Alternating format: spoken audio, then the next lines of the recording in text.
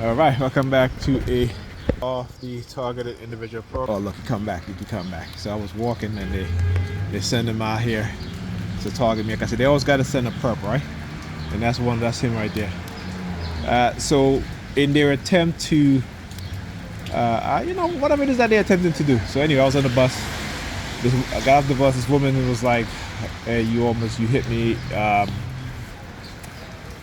With your bag. I'm like, I was putting my bag on, getting off the bus. So I said, well, I'm sorry, And we got back on the other bus, and she kept looking at me, giving me the nod. So I said, okay, yeah, I know what it is that they're up to.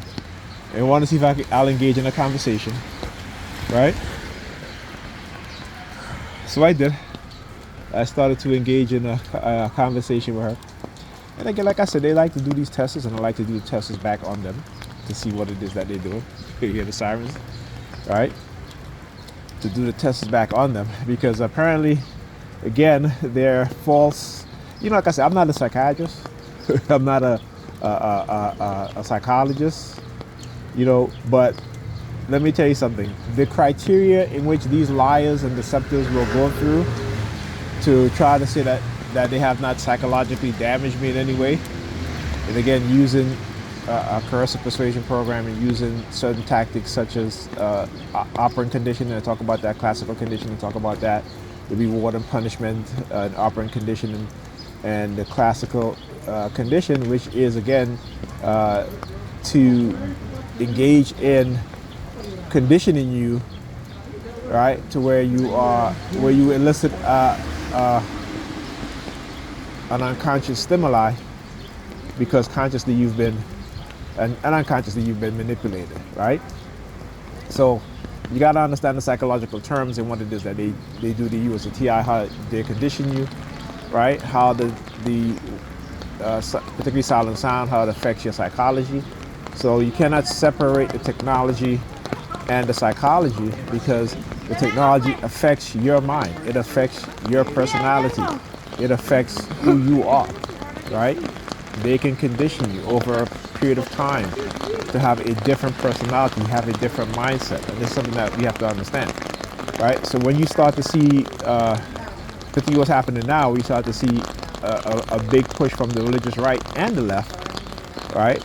Is something that you have to be aware of and look at, right? I talk about how these religious people have infiltrated, these religious fanatics infiltrated every aspect within the society, and they're basically changing history. They're changing certain things within the society, what we learn. They're trying to merge religion and science, because again, that is a way of them taking over science to, try to say that their God is real. So you gotta understand what's going on, right? You gotta understand what's going on, and all of what they will think of and do and manipulate.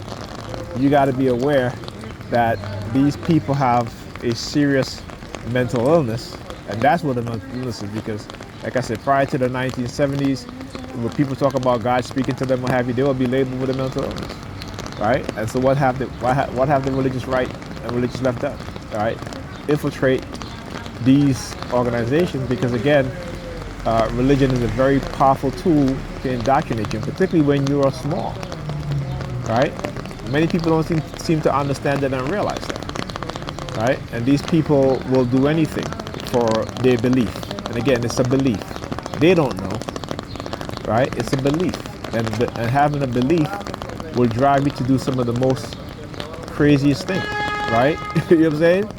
That's what makes belief dangerous, Whereas if you know, if you study, if you, scientifically test out your hypotheses, your theories, to come to a conclusion based on facts and truth, there's no need for you to believe, because now you know, okay?